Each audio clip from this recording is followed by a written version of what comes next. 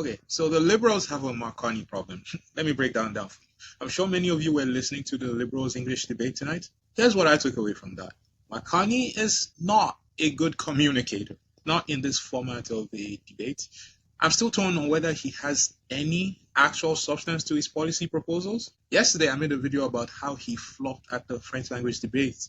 And I'm going to be honest with you, he did not improve in the English debate today. That is a problem for the Liberals. He is the front runner. There is no way he doesn't win the Liberal leadership. But watching those debate performances makes you confident that he can take on Pierre Poilievre. I think Pierre Poilievre will eat his lunch in a debate. He will absolutely take his soul in the House of Commons. And that's a problem for the Liberals. It does not matter how great your policies are. If you're not able to communicate with people in a way that they can identify with, you're not going to win. He also frequently focused on macroeconomics a lot. He struggled to connect those big concepts about the economy, about investing more in Canadians. I think he struggled to match that to things that worry Canadians. Affordability, that's what I was looking to hear about as a working Canadian.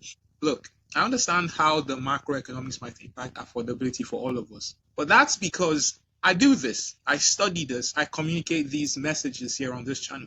It was not a good debate performance by Mark Carney. Also, he's got this resting board face. Look, I'm complaining a lot about Mark Carney. You know what Mark Carney is really good at? Like, I listen to the scrums after debate. He comes off as clear and cerebral. In those sorts of rooms where he can really touch the people, respond to reporters, he's very good in that kind of setting. So the Liberals have a problem here. You know who was really good in this debate? Frank Baylis, surprisingly, the invisible man.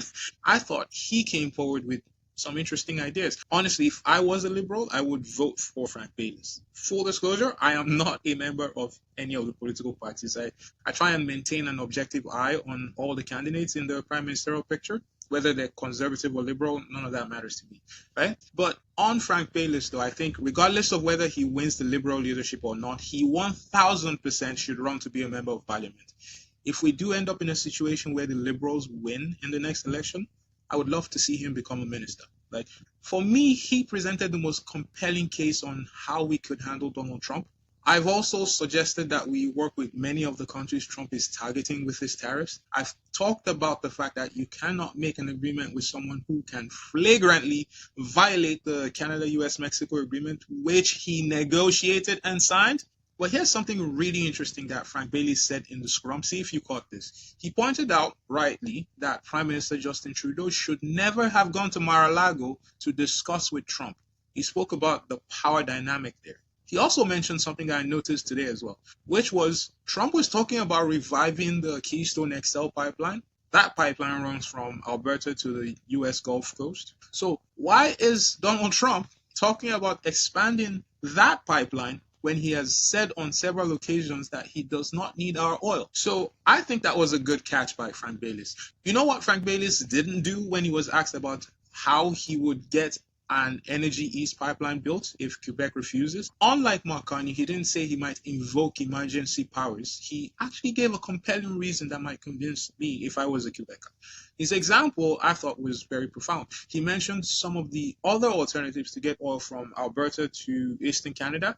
We're talking about ships and by train, for example. He spoke about the very real possibility of an environmental disaster in the event of an accident. So I think that's a more compelling case to make. But as I told you off the jump, if I was voting, and I'm very much a policy guy, I don't vote on vibes. On the merits of what I heard today, I would vote for Frank Baylis as the Liberal leader. However, he didn't really debate very well either. So that may not serve him so good against a person like Pierre Poilievre. Karina Gold, on the other hand, she debated very well, but had zero winners in her policy repertoire. She will keep the carbon tax, she says. She will probably also increase government spending in a way that many of us in this moment consider to be irresponsible. That part is my opinion.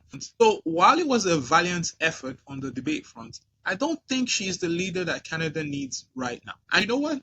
That leader that Canada needs right now was never going to be Chrystia Freeland. She just rubs me off the wrong way. I just don't know. Look, I have no proof of this. It's just an impression. But in her opening statement, she was talking about why she was running to be prime minister. She said she met a 4-year-old in Saskatoon who asked her whether she would stop Donald Trump from invading Canada. So this was her reason why she was running, because she wanted to stop Donald Trump. She told the story during the French debate as well. And I'm going to be honest with you guys. That story sounded hella made up to me. It sounded like it was a made up story. I don't know. But it sounded like she was really reaching there for her why. Why are you running? Also, her whole strategy is that she's the person to fight Donald Trump. She was repeatedly talking about siding with the UK and France because they have nuclear weapons. And in my mind, I was like, hold on a minute, madam. If we ever get into a physical war with the US, we are absolutely fucked. So stop talking about nuclear weapons. That's not the level we want to engage with the Americans. We don't want to engage with the Americans on that level. But I will give her this, though. She has handled a trade war with Trump before. Canada got a good deal out of that. Overall, I don't think she had anything for Canadians that made me stop and listen. It's just my impression. Like, literally, Trump. That's all she had. That's literally everything she had today. Here's what the Liberals could really use right now. They need the ideas that Frank Bailey seems to be brimming with at the moment. Not all of those ideas are winners, but he's bringing something different.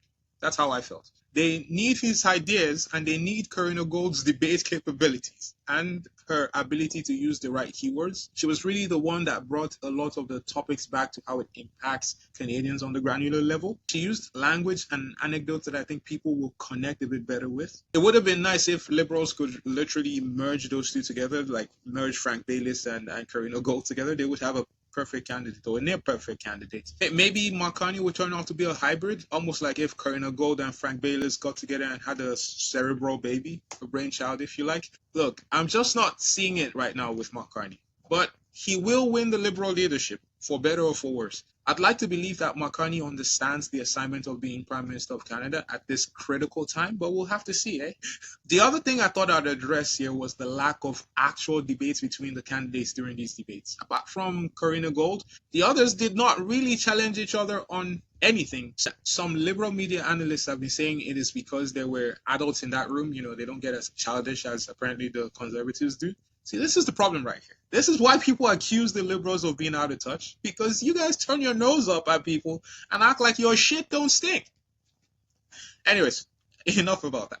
You guys let me know, what did you think of the debate, and how do you expect the Liberals to stack up to the Conservatives in the next election, especially if their leader is Mark Carney? And if you're new to the channel, don't forget to subscribe and join the conversation. I'll see you next time. Take care, guys.